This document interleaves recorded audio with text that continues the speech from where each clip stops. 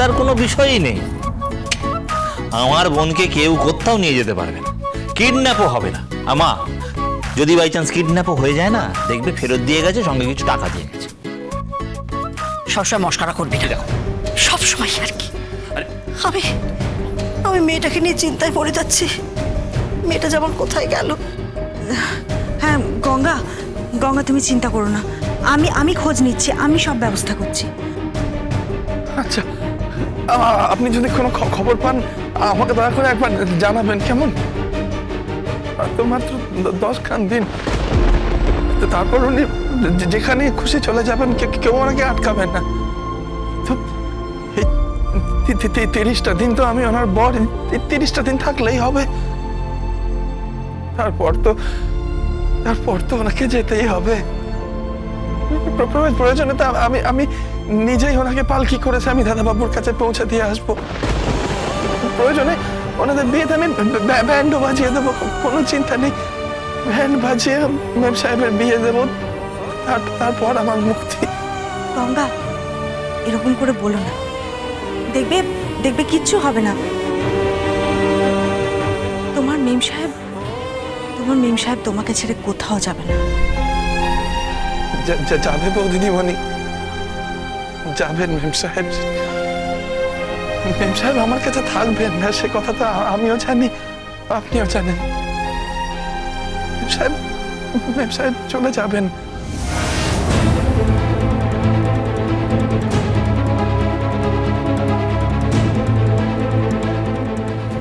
শোনো না, বলছি আমার সঙ্গে একটু যাবে? কোথায়? চলো না একটু আমার সঙ্গে। আমি এখন পারবো না, আরে আমার তো এখন খাওয়াই হয়নি। এই লাট্টু, আমার সঙ্গে যেতে পারবি এখন? কোথায়? চামচা কাকা, যাবেন একটু আমার সঙ্গে? হ্যাঁ, কিন্তু কোথায়? স্যামির বাড়ি। ও হ্যাঁ হ্যাঁ, যাবো যাবো। চলুন তো, চলুন। মোহনা, হ্যাঁ হ্যাঁ মা, বলছি এত রাতে তুই বেরোবি? কিছু হবে না মা, উপায় নেই, যেতেই হবে। দাঁড়া, তাহলে কাজ করি, বড় খোকাকে একবার। না না না না না, থাক, দাদাকে আমার চেনা হয়ে গেছে। ওই তো একজন বউকে দিয়ে মাথা টেপাচ্ছে আর আরেকজন আফগান জালেবি দেখছে। হ্যাঁ, তুমি চিন্তা করো না, কিচ্ছু হবে না, আমি ঘুরে আসছি। ধর, তুই যাবি?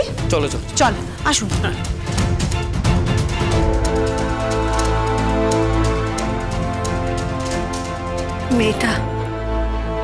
মেয়েটা আমার যে কোথায় গেল, কোথায়?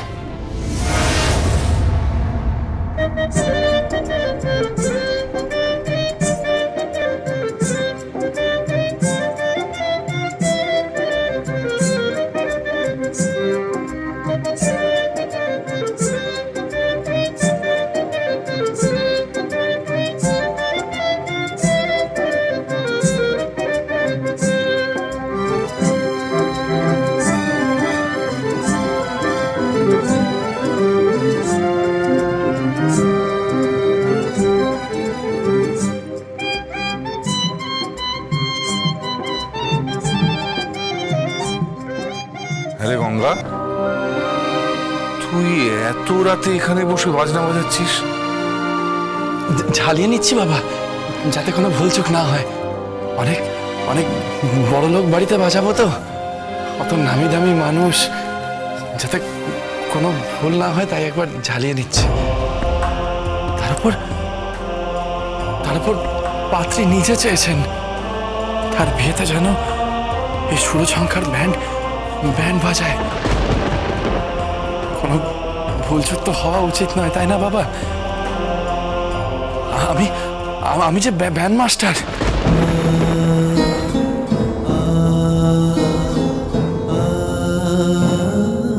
আমার এই ব্যান্ড বাজানোর জীবনের যেন সেরা বাজনা খান হয়, একেবারে সেরা বাজনা হয় যেন।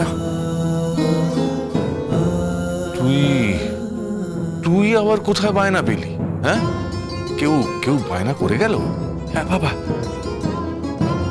স্বামী দাদা বাবু এসেছিলেন তো, 50,000 টাকার বায়না দিতে চেয়েছিলেন। কি? হ্যাঁ বাবা, 50,000 টাকা। এই নাও 50,000 টাকার বায়না করে গেল। এত টাকা আশা করি তোমাকে কেউ আগে কোনোদিনও দেয়নি। হ্যাঁ বাবা, 50,000 টাকা। কিন্তু কিন্তু আমি বলেছি বাবা, আমি বলেছি আমি ফ্রিতে বাজনা বাজিয়ে দেব, একটাও টাকা দেব না। নিজের বউয়ের বিয়েতে বাজনা বাজাতে কেউ পয়সা নেয় নাকি বলো বাবা? আমি ওনাকে বলেছি আমি নিজে আমার 30 দিনের বউকে ওনার কাছে নিয়ে যাব, তারপর আমরা সবাই মিলে গিয়ে ওনাদের বিয়েতে ব্যান্ড বাজাবো, একেবারে এই সুরচঙ্কার ব্যান্ড সেরা বাজনা গান বাজাবে বাবা। দেখো, সেরা বাজনা বাজাবে, আমরা সবাই বাজাবো, সবাই বাজাবো। তো তাই একটু ঝালিয়ে নিচ্ছি বাবা।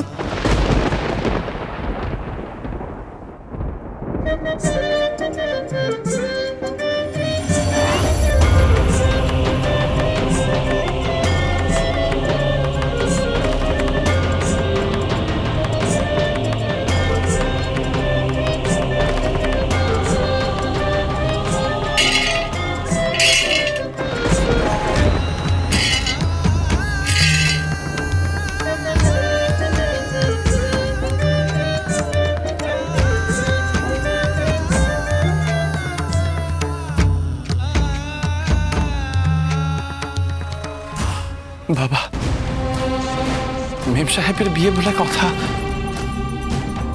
শেষে সেরা বাজনাটা বাজাতে হবে না? বলো বাবা। বাজাতে হবে, সেরা বাজনাটা বাজাতে হবে।